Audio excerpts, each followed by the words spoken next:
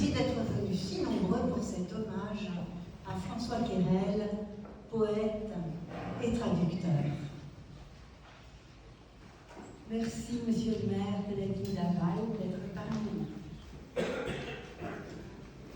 François Quérel est le nom de plume de François Hirsch, un traducteur et un poète.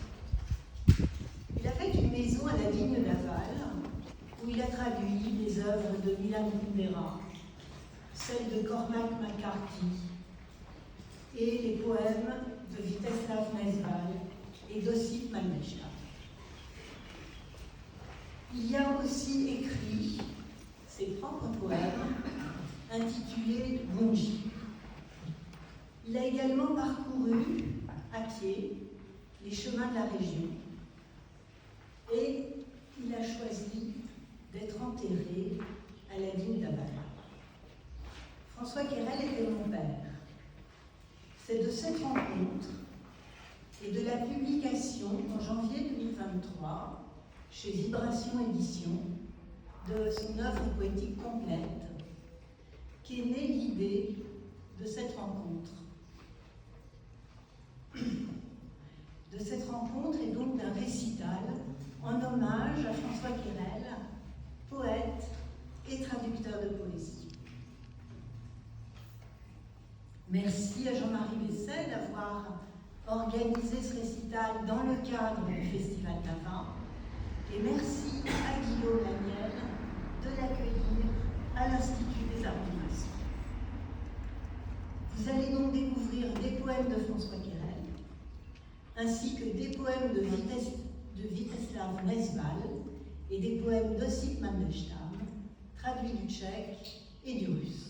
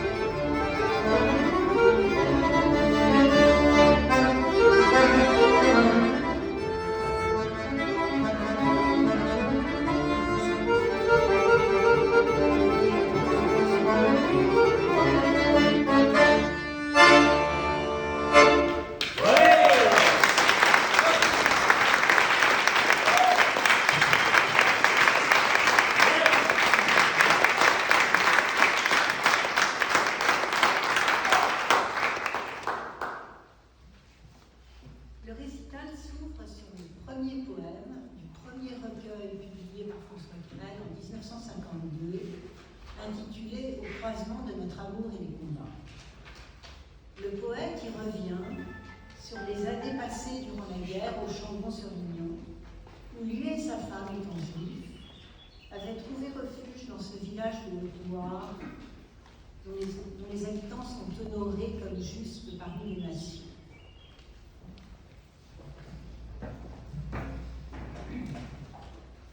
Au croisement de notre amour et des combats.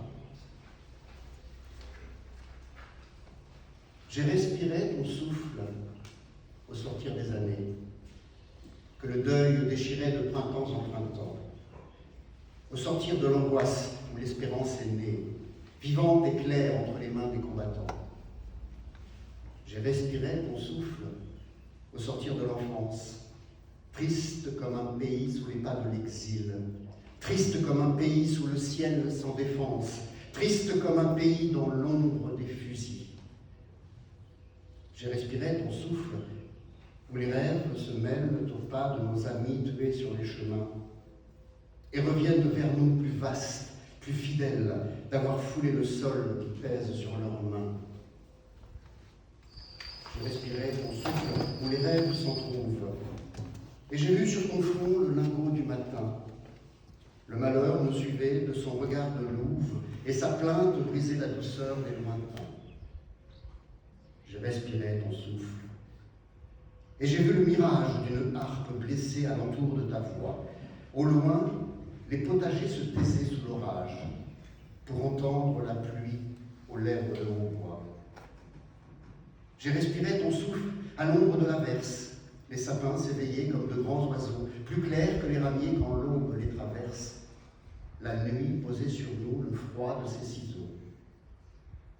J'ai respiré ton souffle à l'entour de l'automne.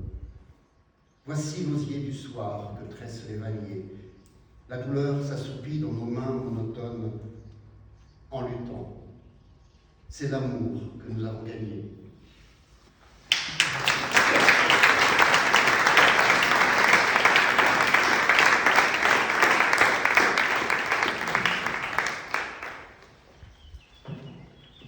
L'ode à René de Pestre, qui va être lu maintenant, est un poème de combat qui rend hommage au poète haïtien, emprisonné d'abord dans son pays, puis condamné à l'exil.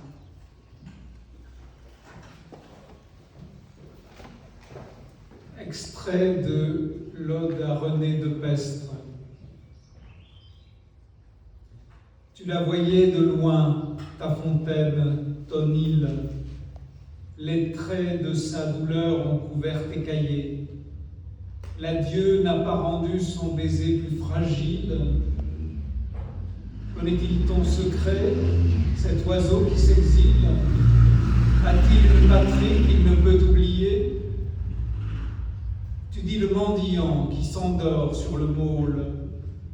Ton cœur illuminé marque son méridien. L'étoile du berger fraîchit sur son épaule. Il vaut son pesant d'or et de sucre et de tôle, et ses rêves leur poids de pain quotidien. Mais tu vois le malheur en pleine transparence, renié par ton peuple et broyé dans ses bras. Toi, le plus bel épi que nourrit sa souffrance, ton savoir et l'amour te rendent sa présence. Ta parole devient l'arme de son combat. La berge a déchiré la paix de tes paupières. Patrie, lui disais-tu, je voudrais revenir, te tenir dans ma paume, aiguiser ta lumière. Je sais tes paysans, tes villages, tes pierres, plus proches de ma voix que n'est le souvenir. L'écho sera pour moi plus profond, plus tenace. Chaque jour les pêcheurs franchiront le détroit. Mon peuple, ils te verront chanter sous la menace. Ton rire comme l'eau coulera de leur nasse. Je te tisserai libre, ô mon peuple, ô mon roi. Tu l'invoquais depuis le large, et tes paroles tournaient comme une mouette au-dessus de la mer. Nègre tué, mon irremplaçable corolle, pays, pays toujours plus haut que les symboles, et plus vrai que mon sang, que mes pleurs et que l'air. Les douaniers sur la berge attendent tes palisses. Son poème est si grand qui dit les malheureux, brûlons-le, car il est des chansons qui se glissent dans la douleur du peuple et narguent la police. Sa musique est si forte, elle ouvrirait leurs yeux. Puisqu'il ose chanter, il n'est pour lui que les prisons, qu'il soit banni, que son chant soit banni.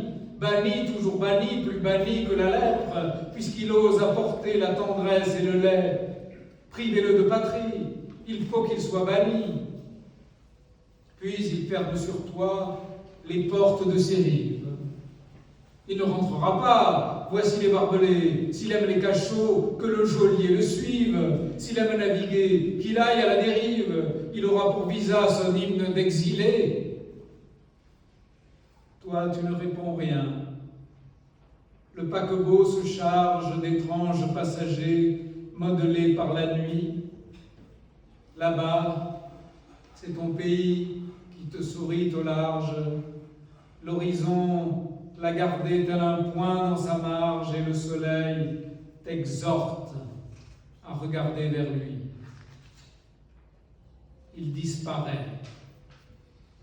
Déjà, ton cri le renouvelle, et c'est plus qu'un mirage, il souffre, tu le vois, et tandis que ta femme, aussi noble, aussi belle, l'étreint comme une bague au creux de ses prunelles, anneau le plus profond qui peut l'unir à toi, et tandis que déjà se forme ton poème, et que vers toi les mots, fiancés par amour, s'avancent pas à pas pour en tresser le thème, comprenant que de loin tu lui dis que tu l'aimes, devinant dans ta voix sa langue et ses contours, ton peuple te salue, uni comme une meule, le sang tache toujours ses lèvres de bonté.